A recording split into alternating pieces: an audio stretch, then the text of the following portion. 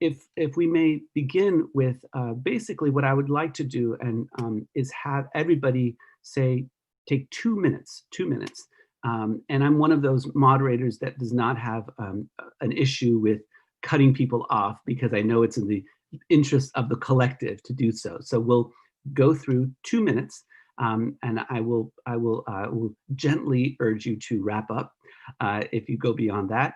And I'd like to ask you, what is the most important thing for us to understand from your perspective, from the work that you're doing? What is the most important thing for us to understand from your perspective regarding this issue of return and integration challenges? And what is a solution that we can begin to affect? Okay, so what is the most important challenge, and what's a solution we can begin to affect? So this is in some ways a challenge to do in 2 minutes, but let's begin. Let's have people take begin this, and then we will be able to continue with the conversation. Does that sound good? Yes, do I get a thumbs up from everybody? A nod? Okay, very good. Thank you all.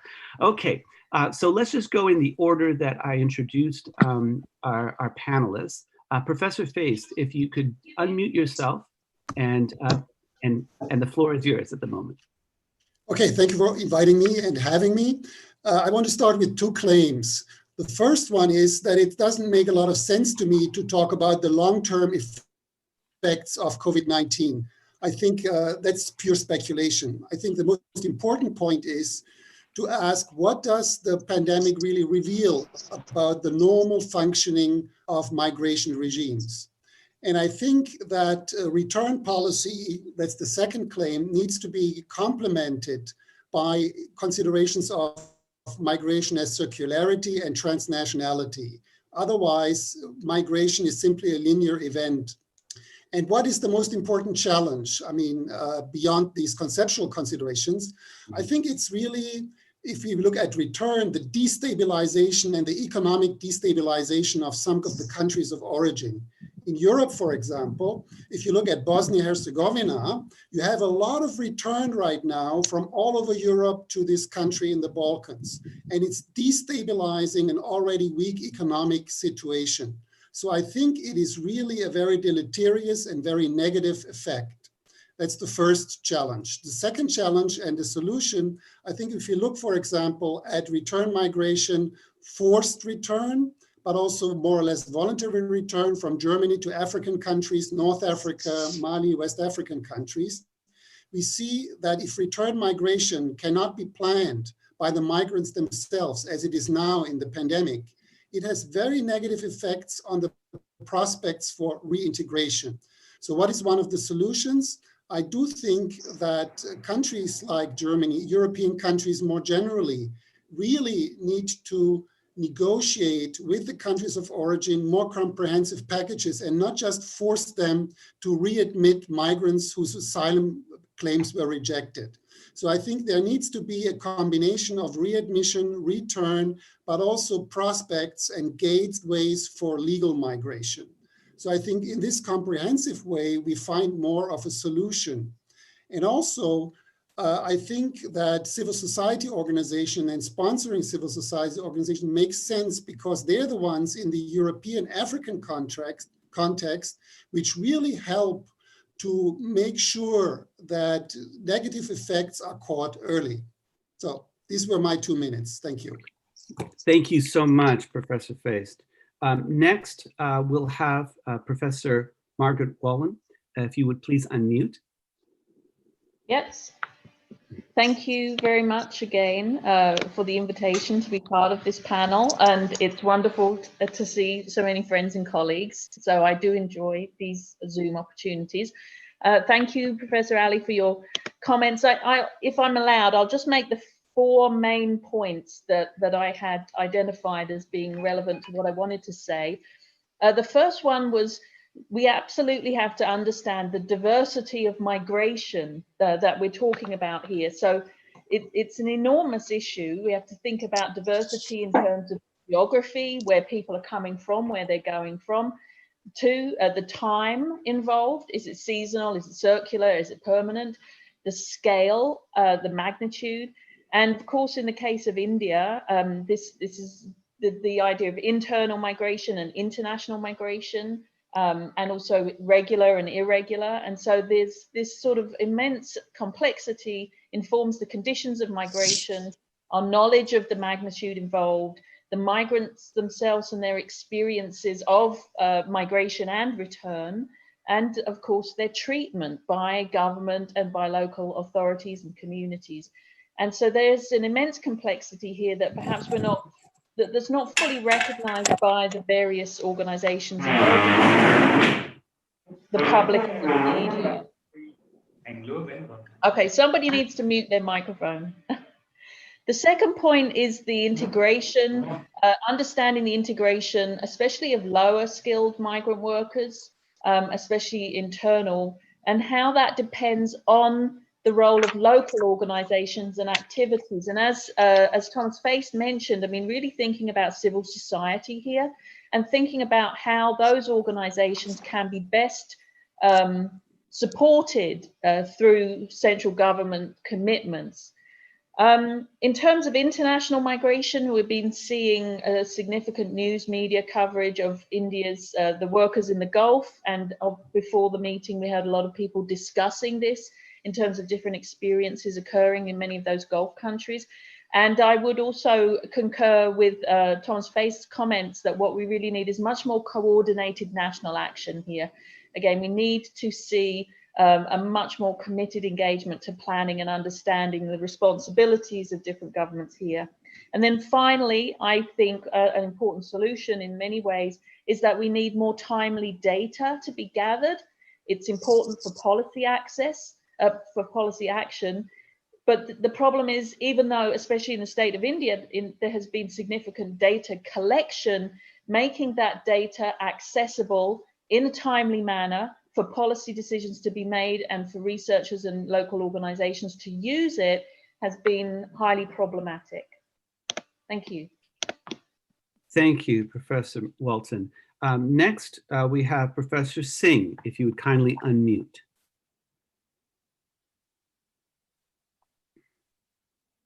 Professor Singh, we can't hear you. Let's see. Okay. While Professor Singh perhaps is working on his technology, let's go on to Mr. Bilongo. Mr. Bilongo, would you kindly unmute? Well, can you get me? Yes. Hello? Hello. Yes, Mr. Bilongo, thank you. First of all, thank you for the kind invitation to this webinar, very interesting webinar with a very rich panel. Well, for my first 2 minutes, I would say this. Our organization, the organization I work for, believes that migrants are free to get back home during an emergency, during an outbreak like COVID-19. But at the same time, those who cannot move freely from their host country to their home country really deserve more attention by the local state, the local authorities, the government. And that's why, for instance, in our case, we organized a very strong campaign, advocacy campaign, claiming for legalization act, an amnesty for undocumented migrants in Italy. And we didn't get it because we cannot force anyone to move from one place to the other with I mean, knowing that he might not have the opportunity to come back to the place we were living before due to the fact that he might be undocumented. And we believe documents, the government should legalize their position, and we got it. That's our position from that standpoint. Thank you. Thank you, Mr. Bilongo. Is Professor Singh available now? Professor Singh? Okay, let us go now to Mr. Yadom. If Mr. Yadom would kindly unmute, we'd love to hear from you. Okay, thank you, Professor Ali. Thank you, JRFDT, for these sessions. I think they are very much needed, especially in these times. The main things that I would like to talk about has to do with migration in the Ghanaian context. I would like to touch on issues faced by legal migrants abroad and the efforts made by the Ghanaian government to facilitate some return and the challenges with that. I would also be talking about the seasonal migration from Ghana and other neighboring West African countries through the Sahara Desert over to Libya, Algeria, and then onwards through the Mediterranean to Europe, and the current challenges that the coronavirus pandemic has presented to these vulnerable migrant groups. And then lastly, I would be touching on a category of Ghanaian migrants that have been lured into some abusive domestic work situations in the Gulf states, with promises of some lucrative jobs that don't pan out. And we've heard a lot of stories of abuse of these vulnerable people. And in times like this, these people have no means to return. So they are really helpless, desperate, and in need of a lot of support.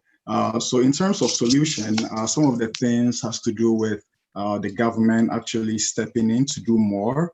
We've seen some action from the government. We would like to see more. And also, in terms of the humanitarian situation that's currently ensuing in Niger, we would need to have parties like the UN, IOM, and countries of origin to collaborate, cooperate, and mediate some kind of international, humanitarian corridor for aid, and then to facilitate return of these people to their home countries, as their situation currently are very perilous. So I'll end my 2 minutes here for now. Thank you.